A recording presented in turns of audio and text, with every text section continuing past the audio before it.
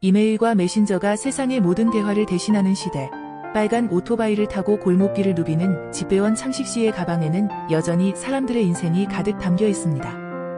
퇴임을 앞둔 65세의 노병 집배원인 그는 컴퓨터가 뽑아낸 고지서 한 장도 정성스럽게 우편함에 넣으며 말합니다. 사람들은 종이 한 장 배달하는 줄 알지만 말이요.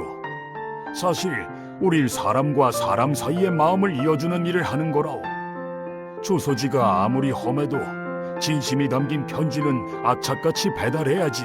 어느 날 재개발로 곧 허물어질 낡은 빌라촌을 돌던 창식 씨는 붉은 녹이 쓸어 삐걱거리는 오래된 우편함 구석에서 흙먼지가 가득 묻은 빛바랜 편지 봉투 하나를 발견했습니다. 10년은 좋게 방치된 듯한 편지 겉면에는 수취인 불명으로 반송 도장이 찍혀 있었고 주소조차 흐려져 알아보기 힘든 상태였습니다. 보낸 이의 이름은 아빠, 받는 이는 딸 민경이에게. 창식 씨는 이 반송된 편지가 한 가족의 부서진 열쇠일지도 모른다는 직감이 들었습니다. 그는 사표를 잠시 미뤄둔 채 10년 전 사라진 주소지를 추적하기 위해 우체국 대장을 뒤지고 옛 동네 주민들을 수소문하기 시작했습니다. 그리고 마침내 서울의 한 대기업에서 냉철한 팀장으로 일하며 아버지와 완전히 인연을 끊고 살아가던 딸 민경 씨를 찾아냈습니다. 집무실로 찾아온 허름한 집배원 노인을 보며 민경 씨는 차갑게 쏘아붙였습니다.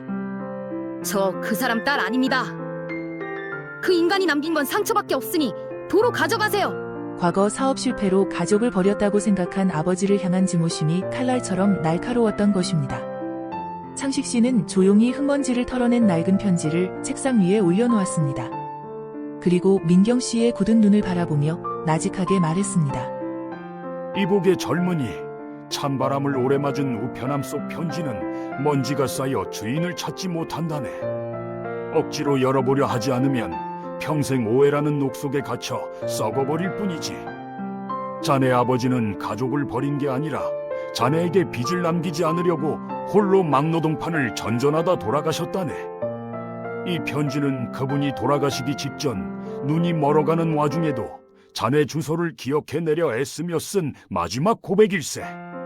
사람 마음은 똑같아. 아무리 늦었어도 전해져야 할 진심은 결국 주인을 찾아가야 하는 법이라네. 창식 씨가 문을 열고 나가자 혼자 남겨진 민경 씨는 떨리는 손으로 10년 묵은 봉투를 뜯었습니다. 비뚤비뚤하게 쓰인 투박한 글씨 속에는 미안하다 내 딸아. 단 한순간도 너를 사랑하지 않은 적이 없다. 는 아버지의 피눈물 섞인 고백이 담겨 있었습니다. 민경 씨는 차가운 책상에 엎드려 통곡하기 시작했습니다. 10년 동안 아버지를 미워하며 스스로를 가두었던 증오의 벽이 노집배원이 배달해준 아버지의 해묵은 진심 앞에 눈 녹듯 사라져 버린 순간이었습니다. 우체국으로 돌아가는 창식 씨의 오토바이 소리는 오늘따라 더욱 경쾌하게 골목길을 울렸습니다. 노병 집배원이 배달한 것은 주소 잃은 낡은 종이 한 장이 아니라 오해 속에 갇혀 영영 부서질 뻔했던 한 청춘의 영혼과 뒤늦게 찾아온 아버지의 사랑이었습니다.